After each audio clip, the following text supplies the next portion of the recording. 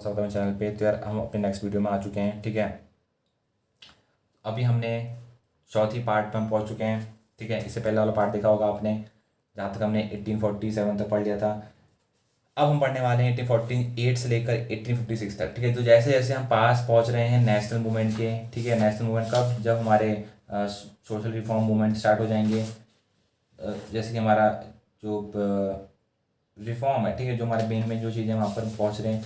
तो अब क्या हो रही हैं, जो चीज़ें बहुत इंपॉर्टेंट होती जा रही हैं। ठीक है, तो जो डेट्स हैं बहुत इंपॉर्टेंट हो जाती हैं, चीज़ें बहुत इंपॉर्टेंट हो जाती हैं यहाँ पर। तो हम उनको थोड़ा सा और कोशिश करेंगे कि हम जितने ज़्यादा फैक्ट्स याद कर सकें, याद करने की कोशिश करें। ठीक है, तो यहाँ पर यार रटने वाला मामला है, यहाँ पर आपको समझने वाला कुछ नहीं है। ज़्यादा से ज़्यादा आपको रटना है, आपको डेट रटनी है, आपको जो जो चीज़ें थी उनके नाम थे। ठीक है, किस तरह फंक्शन होता था, क्या स्टेटमेंट किसने बोला, बस आपको याद करना है। जितना ज़्यादा हो सके उतना याद करने की आपको कोशिश करनी है। ठीक है, तो चलो शुरू करते हैं। डलहौजी 1848 से लेकर 1856 तक डलहौजी का टाइम पीरियड था। यही गवर्नर जनरल था इंडिया का। ठीक है, he done so much in 8 year that no government in 20 years. ठीक है, उसने 8 साल में जितना काम किया जितना 20 साल में कोई गवर्नमेंट नहीं करती है। ऐसा क्या काम किया, काम ये किया कि पहले तो वो सबसे यंगेस्ट गवर्नर जनरल था इंडिया का टू एज्यूम पोस्ट 36 ईयर की उम्र में उसने ये पोस्ट संभाली। ठीक है, गवर्नर जनरल ऑफ इंडिया, हमने पढ़ा था कि गवर्नर जनरल की जो पोस्ट थी, गवर्नर जनरल से बंगाल से गवर्नर जनरल ऑफ इंडिया वो पोस्ट कर दी गई थी। ठीक है, और जो 1853 का 1833 का जो रिफॉर्म था, उसने क्या किया, उसने ये किया, जो चार्टर एक्ट था, उसने कहा कि अब गवर्नर जनरल कौन होगा, इंडिया का होगा। ठीक है, तो उसने बिल्कुल सब कुछ यहाँ पर अल्टी पल्टी मार दी। अब मेकर ऑफ जो मॉडर्न इंडिया का मेकर भी इसको बोलते हैं। क्यों बोलते हैं, क्योंकि जो फादर ऑफ टेलीग्राफ है, father of railway, father of postal system, father of Indian engineering service, इन सब का फादर डलहौजी है। ठीक है, बहुत कुछ इसने किया है। अब ये आपको जेड बहुत इंपॉर्टेंट है, याद रखनी है आपको। फादर जो टेलीग्राफ है, पहली जो लाइन है आगरा से लेकर कलकत्ता तक, वो 1854 में बिछी थी। बहुत इंपॉर्टेंट, फर्स्ट लाइन आगरा से लेकर कलकत्ता तक 1854 में बिछी थी। इंडियन रेलवे, ठीक है, का नहीं पता, लेकिन पोस्ट जो स्टैम्प, पहला जो पोस्ट स्टैम्प था वो 1854 के अंदर आया। पहला पोस्टल स्टैम्प 1854 के अंदर आया। पोस्टल सिस्टम इंडिया में 1837 के अंदर आ चुका था। और जो मॉडर्न, ठीक है, जो मॉडर्न पोस्टल सिस्टम है वो आपका 1854 के अंदर आ गया था। ठीक है, मतलब वही जो पोस्टल स्टैम्प है वही मॉडर्न हम कह रहे हैं, और वही हमारा 1854 के अंदर आया था। तो ये बहुत इंपॉर्टेंट डेट्स हैं, याद होनी चाहिए आपको। ठीक है, तो इस हम भी बेसिकली हम इसमें ज़्यादा बात करेंगे डलहौजी के बारे में, क्योंकि यहाँ डलहौजी का बहुत इंपॉर्टेंट रोल है। ठीक है, तो जो चीज़ें हैं वो पूछी जा सकती है, तो हम इसके बारे में कुछ इसमें काम करेंगे, क्योंकि बहुत इंपॉर्टेंट हो जाते हैं इसे काम। रेलवे पे है तो उसने गारंटेड सिस्टम बनाया, मतलब कि investor get minimum interest of 5% on investment of railway infrastructure in India. उनको कम से कम 5% का इंटरेस्ट तो मिलेगा ही मिलेगा, ये उसने गारंटीड सिस्टम बना दिया। ठीक है, तो वो उसने बिल्कुल कायाकल्प कर दिया। मतलब इंडिया के अंदर जो आज रेलवे आप देख रहे हो इतना बेस्ट स्ट्रक्चर है, उसका जो मेन कारण ये भी है कि ब्रिटिशर्स ने उस समय बहुत ज़्यादा इन्वेस्टमेंट इसमें लाए थे। ठीक है, दूसरा कि it started for commercial administration defence. पहली जो रेलवे लाइन थी वो बॉम्बे से लेकर थाने में थी 1853 के अंदर। ठीक है, तो उसने कमर्शियल उसको यूज़ उसके लिए स्टार्ट कर दिया, एडमिनिस्ट्रेशन के लिए, डिफेंस के लिए, सब चीज़ उसने जो रेलवे था उसको जोड़ दिया। It work as leveller. ठीक है, लेवलर तो काम करने का स्टार्ट कर दिया, मतलब छोटा बड़ा आदमी एक ही डिब्बे के अंदर, मुसलमान, हिंदू, छोटी जात का, बड़ी जात का, सब एक के अंदर। ठीक है, तो वो जो जात पात थी उसको बिल्कुल रिमूव कर दिया गया। और ये का एक क्रेडिट ब्रिटिशर्स को जाता है, या फिर कह सकते हैं इंडियन रेलवे को भी जाता है, क्योंकि यहाँ पर जो छुआछूत की प्रैक्टिस थी वो बिल्कुल भी नहीं होती थी। ठीक है, तो उसने लेवल का तरह भी काम किया। तो एक किस्म से ये बोल सकते हैं कि एक बहुत बड़ा मूव था। ठीक है, अब आईईएस मतलब इंडियन जो इंजीनियर सर्विस थी, अपर गंगा कैनाल, वो बनाई गई 1854 के अंदर, also called as eastern Ganga canal. ठीक है, जो अपर गंगा कैनाल है उसको ईस्टर्न गंगा कैनाल भी कहते हैं। अब वो 1854 के समय बनी थी, आपको चीज़ याद रखनी है। ठीक है, हरिद्वार से लेकर पश्चिम यूपी तक यहाँ पर खुदाई गई थी लाइन। ठीक है, लाइन है यूपी की। ठीक है, तो लाइन बाय लाइन जो ऑल्सो जो वेरी बहुत बड़ा प्रोजेक्ट था इन हिस्ट्री। ठीक है, उस समय कह सकते हैं कि हिस्ट्री के मतलब बहुत, क्योंकि उस समय बहुत बड़ा प्रोजेक्ट था, बिकॉज इतनी बड़ी लाइन उस समय नहीं कहीं भी डाली गई थी। ठीक है, तो ये आप इसका याद रखनी है। दूसरा, इसने ओपन किया आईआईटी रुड़की, पहला इंडिया में था, याद रखना है। आईआईटी रुड़की पहला इंडिया में। रुड़की कहाँ पर है, रुड़की आपका उत्तराखंड के अंदर आता है। अब policy of annexation, policy of annexation क्या था, इसके अंदर इसने पॉलिसी ऑफ एनेक्सेशन भी रिलीज किया, मतलब एनेक्स अवध जिसको हम OUDH अवध इस तरह से भी प्रोनाउंस करते हैं 1856 के अंदर, on basis of miss management. ठीक है, तो इसने कहा कि मिस मैनेजमेंट हो रहा है, तो इसने क्या क्या कर लिया, अपने अंडर कर लिया। मतलब इससे क्या हो, जो मुस्लिम थे इंडिया के और जो इंडियन सोल्जर थे ब्रिटिश आर्मी के अंदर, वो बहुत सारे मुस्लिम्स थे, तो वो ऑफेंड हो गए। डॉक्टरी ऑफ लैब्स, ये चीज़ क्या थी, ठीक है। तो इसमें क्या था कि इसमें जो टॉपिक्स हैं, जो मेन टॉपिक्स हैं जो एग्जाम में आते हैं, ठीक है, वो एक आपको स्टेटमेंट दे देगा कि जो पॉलिसी ऑफ एनेक्सेशन है उसके अंदर क्या होता है। तो वहाँ पर आपको कहेगा कि ये होता है, ये होता है, या फिर ये होता है, ठीक है। तो पता होना चाहिए। डॉक्टर ऑफ लैब्स के बारे में पूछ लेगा, कहेगा कि ये इसमें ये होता है, ये होता है, या फिर ये होता है। तो आपको इस तरीके से क्वेश्चन आ सकते हैं, तो पता होना चाहिए, ठीक है। तो डॉक्टर ऑफ लैब्स क्या है, जो साम्राज्य है, ठीक है, साम्राज्य का राज अलग, मतलब वैसे प्रॉपर्टी का स्वामी अलग।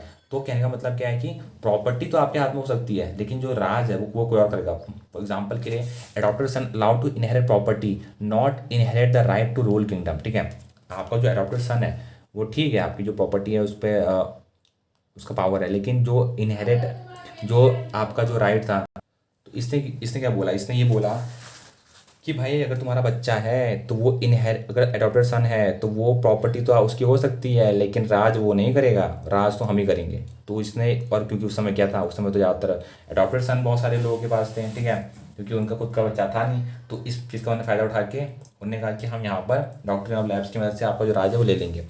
Annex state monitor by chief commissioner with centralise, ठीक है, जो एनेक्स स्टेट थे उसको उसने मॉनिटर किया चीफ कमिश्नर के द्वारा with centralise control called non regulation system. उसको नॉन रेगुलेशन सिस्टम नाम दिया गया for modern centralise state, no longer principal state but under direct British control. ठीक है, अब ये प्रिंसिपल स्टेट नहीं है, अब ये डायरेक्ट ब्रिटिश कंट्रोल के अंदर है। ठीक है, इसका बेस्ट एग्जाम कौन है, झांसी। झांसी रानी याद है ना, 1854 के अंदर वो भी इसके अंदर आ गई थी। तो चार्टर एक्ट जो 1853 का था, ठीक है, उसने सेपरेट लेजिस्लेचर। अब देखो यहाँ पर चार्टर एक्ट ऑफ 1813 के अंदर क्या था, चार्टर एक्ट ऑफ 1833 के अंदर क्या था, चार्टर एक्ट ऑफ 1853 के अंदर क्या था। तीनों के बीच में डिफरेंस पता होना चाहिए। पहले के अंदर ये था, पहले के अंदर क्या था, याद करिए, पहले के अंदर ये था कि क्वीन के अंडर कंपनी के राइट्स आ गए हैं, वो तय करेगी क्या होगा। ठीक है, चार्टर एक्ट ऑफ 1833 के अंदर ये था कि यूनिफॉर्म कोडिफाइड सिस्टम है ऑफ लॉ इंडिया में, मतलब जो मोनोपोली थी ईस्ट इंडिया कंपनी की वो पूरी तरह एंड कर दी गई, जो फ्री ट्रेड पॉलिसी थी उसको एंड कर दिया गया। गवर्नर जनरल ऑफ बंगाल से गवर्नर जनरल ऑफ इंडिया बना दिया गया, और एक ओपन कॉम्पिटिशन बना दिया गया सिविल सर्वेंट के द्वारा। ठीक है, लेकिन चार्टर एक्ट ऑफ 1853 के अंदर क्या एक और इनने अपग्रेडेशन किया। उसने कहा कि separate legislative and executive function of the governor general council. ठीक है, पहले क्या था, जो लेजिस्लेटिव काउंसिल थी और जो एग्जीक्यूटिव फंक्शन था वो एक ही थी। उन्होंने कहा ऐसा नहीं होगा, लेजिस्लेटिव बिल्कुल अलग हो गया एग्जीक्यूटिव से, जो आज क्या हमारे उसमें है। ठीक है, यहाँ पर एग्जीक्यूटिव जो IAS हैं जो करने वाले हैं बिल्कुल अलग है, गवर्नमेंट अलग है, और जो लेजिस्लेटिव पर्सनस हैं जो लॉ बनाते हैं, ठीक है, तो वो बिल्कुल अलग है। तो ये चार्टर एक्ट ऑफ 1853 के अंदर ये चीज़ सेट की गई। तभी हमने बहुत सारा जो हमारा कानून ले रखा है, ठीक है, वो कहीं ना कहीं जो हमारे गवर्नमेंट इंडिया गवर्नमेंट जो 1915 के जो 1935 का जो चीज़ है वहाँ से हमने ले रखा है। ठीक है, तो ये चीज़ आपको याद रखनी है। अब पॉलिसीज ऑफ ब्रिटिश रूल क्या है, हाँ सुनिए, एक वर्ड से आपको डिस्पैच भी याद रखना है कि वो उसने पढ़ाई के लिए एजुकेशन के लिए किया था। ठीक है, अब यहाँ पर हम कुछ और चीज़ें याद करेंगे, ठीक है, समझेंगे कि जो पॉलिसीज़ थी, policies of the British rule की क्या पॉलिसीज़ थी, ताकि हमको पता चल सके कि किस तरीके से उन्होंने जो चीज़ें थी वो अडॉप्ट करी थी। ठीक है, ताकि हम जब एग्ज़ाम में क्वेश्चन आता है तो हम उसको बता सकें। तो पहला आता है आपका जनरल एडमिनिस्ट्रेशन। तो ये 1764 से लेकर 18 तक चला। तो उसमें क्या था कि policy of buffer state, policy of buffer state के अंदर क्या था कि रिंग फेंस और buffer state policy to safeguard territory and commercial interest. ठीक है, इनने क्या किया, इनने क्या किया कि फॉर एग्जांपल एक स्टेट ये है, तो एक स्टेट ये है, इनने क्या किया कि जो ये पहला जो इनकी जो ये स्टेट है उसके ऊपर जो स्टेट है और उसके ऊपर मान लो कोई दूसरा प्रिंसिपल स्टेट है, ताकि लड़ाई ना हो, या फिर अगर कोई लड़ाई हो तो ये बच सकें। तो ये बीच वाले स्टेट को क्या क्या क्या करते थे, वहाँ पर जो भी है उनके जो काम काज है, उनकी जो फॉरेन अफेयर है वहाँ पर अपना दखल दे देंगे। फॉर एग्जाम्पल अगर मान लो ऊपर अलग स्टेट मराठा का है, ठीक है, और उसने अटैक कर दिया नीचे वाले स्टेट में, तो बीच वाला बफर स्टेट की तो काम करेगा, इनका स्टेट बच जाएगा, इनके लोग बच जाएंगे, बीच वाला जो स्टेट है वो पिस जाएगा। तो इस तरीके से ये इनका एक रूल था। ठीक है, पॉलिसी ऑफ बफर स्टेट। ठीक है, तो इसमें क्या था कि अपनी जो state policy to safeguard territorial and commercial interest, अपने कमर्शियल इंटरेस्ट को सेव करने के लिए इसने इन लोगों ने बफर स्टेट बनाना शुरू कर दिए। Mainly to counter Maratha power biggest state, उस समय जो मराठा पावर था बहुत बड़ा थ्रेट था इनके लिए, तो उसको काउंटर करने के लिए इन्हें बफर स्टेट की पॉलिसी अडॉप्ट करी। अब पॉलिसीज ऑफ सबऑर्डिनेट आइसोलेशन, ये क्या चीज़ थी। 1813 से लेकर 1857 तक चल रहा, मतलब डॉक्ट्रिन ऑफ लैप्स इसके अंदर था, ठीक है। और पॉलिसी ऑफ सबऑर्डिनेट यूनियन 1857 से लेकर 1935 तक इनकी ये चीज़ चली। पॉलिसी ऑफ सब ऑर्डिनेट यूनियन क्या है, पॉलिसी ऑफ इक्वल फेडरेशन क्या है 1935 से लेकर 1947 तक। तो ये मैंने बिल्कुल डिटेल वर्जन है, उसमें सबको बता रखा मॉडर्न हिस्ट्री के अंदर, आप जाके चेक करो, वहाँ आपको डिटेल मिल जाएगा, ठीक है। हम यहाँ पर ये नहीं पढ़ेंगे, बस हमें डेट और जो इंपॉर्टेंट पॉइंट्स हैं वो याद करने हैं, यहाँ पर समझने हैं। अब जो मेन चीज़ आती है वो आता है आपका लैंड रेवेन्यू पॉलिसी, वो क्या चीज़ थी। तो इनने बहुत सारे अपने सेटलमेंट्स और पॉलिसीज़ लेके आए। उनकी उनकी जो एक पॉलिसीज़ थी उसका नाम था द परमानेंट सेटलमेंट, इसको ज़मींदारी भी कहते हैं, बहुत इंपॉर्टेंट है। The permanent settlement also called as zamindari, ठीक है। ज़मींदारी मतलब परमानेंट सेटलमेंट और परमानेंट सेटलमेंट मतलब ज़मींदारी, तो बहुत इंपॉर्टेंट है, ये आपको याद बाय हार्ट याद होना चाहिए, ठीक है। तो ये इसका डायग्राम है। सबसे नीचे प्लीजेंट्स आते हैं, मतलब किसान, प्लीजेंट्स मतलब किसान होते हैं, ऊपर ज़मींदार होता है, टॉप में ब्रिटिश गवर्नमेंट है। सारा पैसा प्लीजेंट जो ज़मींदार है वो कलेक्ट करेगा किसान से, और किसान ज़मींदार को देगा, ज़मींदार ऊपर ब्रिटिश गवर्नमेंट को देगा। तो स्टेज फर्स्ट क्या है, fixing land revenue at permanent amount, ठीक है। जागीरदारी और बिसफदारी माल गुजारी जो सिस्टम था ये इन्हें लागू किया। Warren Hasting giving annual lease of land holding इत्तेदारी और इज़ेदारी, ठीक है। तो इत्तेदारी और इज़ेदारी ये सब इसको नाम दिए गए।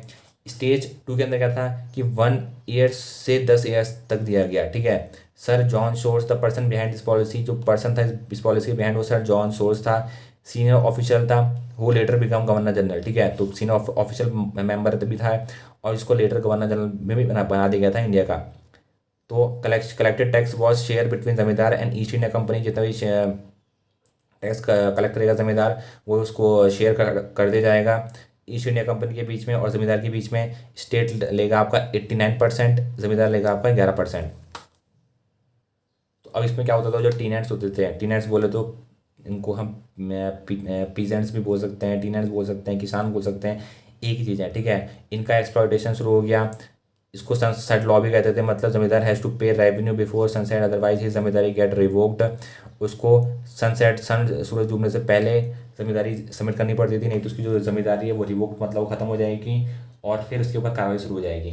तो ये उसके जान के ऊपर भी खतरनाक था। अगर आपसे पूछा जाए कि सनसेट लॉ क्या था, तो परमानेंट सेटलमेंट या फिर जमींदारी ही आपका सनसेट लॉ थी, ठीक है। तो इसको आप ऐसे याद कर सकते हो कि जमींदारी परमानेंट सेटलमेंट बोले तो जमींदारी मतलब जो जमींदार है वो परमानेंट सेटल है, उसको अपना काम परमानेंटली करना है, ठीक है। तो आप उसको ऐसे याद कर सकते हो कि जमींदार को अपना काम परमानेंट तरीके से काम करना है, नहीं तो उसका तो काम गया, काम खत्म उसका, नहीं तो, ठीक है। तो इस तरह से आप याद कर सकते हो इसको। अब आता है आपका रोहितवाड़ सेटलमेंट, ठीक है। तो रोहितवाड़ी सेटलमेंट क्या था, ये मद्रास में, मुंबई में और पार्ट ऑफ जो आसाम था, ठीक है। और जो कॉर्ग को कौन सा इलाका था, कर्नाटक वाला इलाका, ठीक है, COORG कर्नाटक, ठीक है। तो रैयतवाड़ी के ये किसने लागू किया था, बाय थॉमस मोनरो, इंपॉर्टेंट है, by Thomas Munro. Ryotwari by Thomas Munro, Ryotwari by Thomas Munro, ठीक है। तो सेटलमेंट सीधा किसान से, ठीक है। जो भी सेटलमेंट है वो सीधा किसान से होगा, जो एक्चुअल कल्टीवेटर है, ठीक है। कल्टीवेटर वही ओनर है लैंड का, ठीक है। ये फेल्ड हो गया क्योंकि not able to collect revenue for multiple royals, ठीक है। तो इसमें एक अच्छी बात थी कि इसमें ये उसने ये बोला कि जो सेटलमेंट है सीधा किसान से, मतलब जो एक्चुअल कल्टीवेटर है उससे हम सीधा मतलब उसी को हम ज़मीन दे देते हैं, उसी को हम सीधा लैंड दे देते हैं। लेकिन होता ये है कि ये रेवेन्यू कलेक्ट इससे नहीं हो पाता है, ठीक है। तो उसकी वजह से ये जो सिस्टम है वो फेल हो जाता है, उसको रिप्लेस कर दिया जाता है महालवाड़ी सिस्टम से। महालवाड़ी के अंदर क्या होता है, बाय हॉल्ट मैकेंजी, इंपॉर्टेंट है, Mahalwari system by Holt Mackenzie, ठीक है। एस्टेट और ग्रुप ऑफ जो विलेजेस थे, तो रैयतवाड़ी को आप ऐसे याद कर सकते हो कि रैयत, ठीक है। तो रायता फैल गया और ये काम नहीं किया। रायता क्यों फैला, क्योंकि जो किसान थे वो अपने जो कलेक्शन था वो उसको दे नहीं पाए, ठीक है। दे इसलिए नहीं पाए क्योंकि उनके हाथ में ज़मीन थी, तो उनने कहा कि ज़मीन तो अपने हाथ में आ चुकी है, तो अब क्या फ़र्क पड़ता है? तो इसको आप रायता फैलना की वजह से याद कर सकते हो कि रायता फैल गया, काम नहीं करा। महलवाड़ी इसमें क्या है कि एस्टेट और ग्रुप ऑफ विलेजेस थे, ठीक है। इन गंगा वैली, जो गंगा वैली मतलब यूपी वाला रीजन है, बिहार वाला रीजन है, नॉर्थ वेस्ट जो प्रोविजंस हैं, ठीक है, ऊपर वाला जो पाकिस्तान, सेंट्रल इंडिया, पंजाब, ठीक है। Settlement made by villages, villages by villages, ठीक है, मतलब सरपंच ही पैसा इकट्ठा करेगा। तो बैक टू हम जीरो पहुंच गए, मतलब जहाँ से हमने स्टार्ट किया था। महलवाड़ी, सॉरी, जो हमारा सबसे पहले कौन सा था, जो परमानेंट सेटलमेंट था ना, परमानेंट वाला, वहाँ पर पहुँच नहीं गए। वहाँ पर जमींदारी वाला सिस्टम था, जो जमींदार था वो इकट्ठा करता था। यहाँ पर भी सरपंच के पास आ गई पावर, तो घूम फिर के वहीं पर आ गई पावर। बस ये हो गया कि एक थोड़ा सा एक अपना बंदा हो गया। अपना बंदा मतलब जो विलेज का हेड है वो कलेक्ट कर रहा है, ठीक है। तो कहीं ना कहीं अपना बंदा जैसा लग, ताकि लोग ज़्यादा अच्छी तरीके से कलेक्ट कर सके चीज़ों को। तो थोड़ी चीज़ अपनी ऐसे हो गई, लेकिन घूम फिर के बाद वहीं पर आ गई, ठीक है। तो ये लैंड का ओनर नहीं होगा सरपंच है, ये ओनर बिल्कुल नहीं होगा। खाली बिलोचिया बिचौलिया है, ठीक है, बिलोचिया नहीं, बिलोचिया है, बिचौलिया, सॉरी, बिचौलिया है, बीच का मतलब कैसे क्या बोल सकते हैं इंग्लिश में, मिडिल मैन, ठीक है। तो ये मिडिल मैन है, इसका और कुछ काम नहीं है, ठीक है। तो रैयतवाड़ी के अंदर क्या था, हमारा जो ओनर था वही जो कल्टीवेटर है वही, उसको ओनर में बना दिया गया था। अब परमानेंट के अंदर जो हमारा ज़मींदार था उसके पास लैंड थी, जो प्लीजेंट्स थे मतलब जो किसान थे वो खाली काम करते थे। महलवाड़ी के अंदर बहुत अच्छा कर दिया गया। तो महलवाड़ी आप इस तरीके से याद कर सकते हो कि महल जैसा बनाते हैं किसान के लिए, ठीक है। और महल के अंदर जो सरपंच है, सरपंच को आप गार्ड की तरह बोल सकते हो, जो गार्ड है, ठीक है, महल के अंदर जो गार्ड है वो ही पैसा कलेक्ट कर रहा है, लेकिन वो ओनर नहीं है। गार्ड महल का ओनर नहीं है, महल का ओनर तो किसान ही है, ठीक है। तो उसका आप ऐसे याद कर सकते हो। और नोट क्या देखा, नोट ये है कि दादा भाई जो नरोजी थे, ठीक है, दादा भाई नरोजी थे।